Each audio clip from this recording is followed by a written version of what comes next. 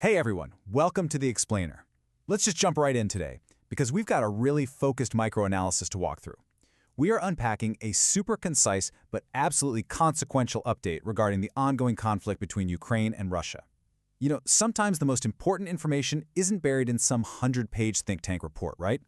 Sometimes it's entirely about the specific words chosen to describe a shifting situation. So let's break down exactly what this latest update actually means. Okay, let's dive straight into this. Our source uses a really specific framing here, a big week for Ukraine's forgotten war. Now, I want us to really look at that phrasing because there's a pretty profound paradox baked right into it. On one hand, we have a big week, which immediately screams urgency, magnitude, breaking news, all of that. But right next to it, they use the term forgotten war. I mean, how can something generating massive, week-defining updates also be forgotten? It's a striking juxtaposition. The author is deliberately playing on our own awareness. They're acknowledging that, yeah, while this conflict might be slipping off the front pages of our daily news feeds, the tectonic plates underneath it are still shifting, and they are shifting violently. So, to really grasp what the source is getting at, we just need to quickly define this concept. A forgotten war definitely doesn't mean the fighting is stopped, or that the stakes are suddenly lower. Not at all. It refers to a protracted conflict that risks fading from public attention basically just due to news fatigue, even when the severity is ongoing or even escalating. Our source is speaking directly to reader fatigue here. They're essentially telling us, look, I know you might have tuned this out, I know the 24-hour news cycle is relentless and has moved on, but you really need to snap to attention right now. It sets a very serious stage. It reminds us that just because we aren't paying attention doesn't mean there aren't massive geopolitical consequences unfolding. Which naturally leads us to the most vital question we can ask. Why is this a big week? What exactly happened to warrant this kind of urgent framing? If the war has kind of faded into background noise for much of the global public, what specific updates from the source are severe enough to break through that numbness? Well, when a source tells us it's a big week, we need to look for tangible shifts in the status quo. Basically, we're looking for the thing that completely changes the math of the conflict. Now, what's really interesting here is how the source's dense update visually splits into two completely distinct, dual-natured developments. They give us two primary pillars for why this week is so critical. On one side, we have diplomatic escalation, and on the exact opposite side, we have battlefield casualties. Think about how totally different those two arenas are. One takes place in embassies, in official press statements, in the careful, calculated maneuvering of international statecraft. The other? Well, the other takes place in the mud, in the trenches, in the raw, visceral human cost of combat. Our source is deliberately binding these two extremes together to show us the full spectrum of how this conflict is intensifying right this very minute. Let's systematically unpack that first major update so we can see how this escalation builds. Looking at the components of the diplomatic side, the actor here is Russia. The action is making public threats. And the target, and actually this is the most crucial part, the target is European diplomats. When you look at these facts neutrally, you see a major structural shift. The conflict is no longer just being contained to artillery exchanges or territorial disputes strictly within Ukrainian borders. The moment the target becomes European diplomats, the geographical and political footprints of the tension immediately expands outward.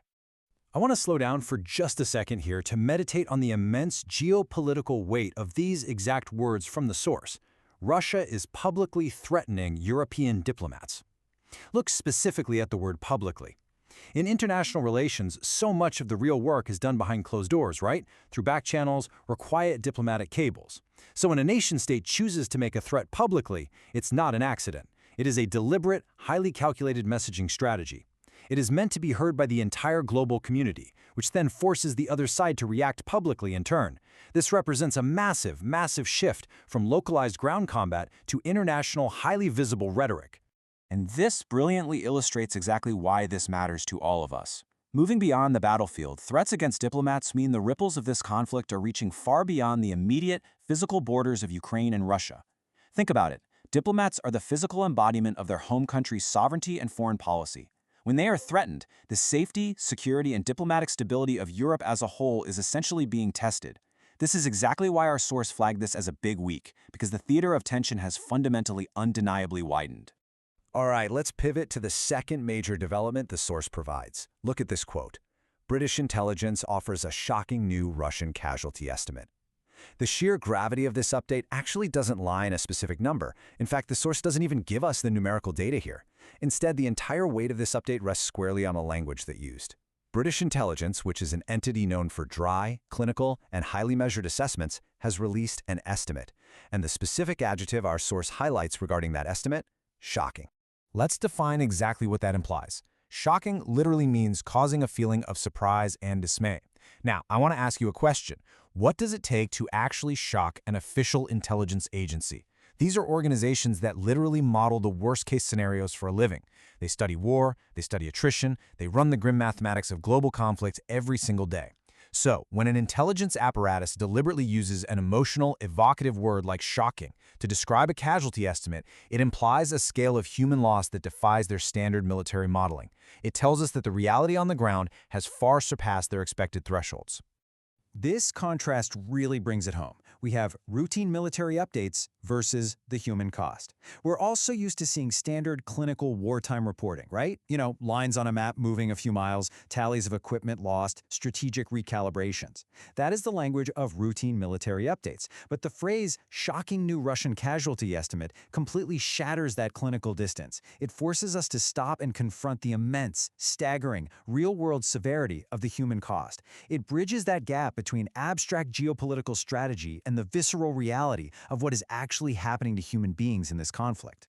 So the crucial point is how these two elements combine to create a singular, undeniable reality, which is the sheer gravity of this escalation. Our source has given us two very distinct data points. Number one, the widening of the conflict through public diplomatic threats to Europe. And number two, the deepening of the conflict through human costs so staggering they literally shock seasoned intelligence analysts. When you put the widening of the threat together with a deepening of the human toll, you don't just have an update, you have a profound escalation. You have a situation that is fundamentally more dangerous and vastly more severe today than it was yesterday. Which brings us to our final point, and really the ultimate question this source material leaves us grappling with. When diplomatic threats openly escalate, and when casualties literally shock intelligence agencies, can the world afford to let this remain a forgotten war? Our source used that exact phrase at the very beginning to challenge us. And honestly, if the stakes are this high, if the ripples are spreading this far, and the human cost is this profound, well, turning a blind eye just because of news fatigue is a luxury the global community simply may not have anymore. It's a reality that absolutely demands our focused attention. Thank you so much for joining me for this explainer. Keep learning, keep questioning, and I will see you next time.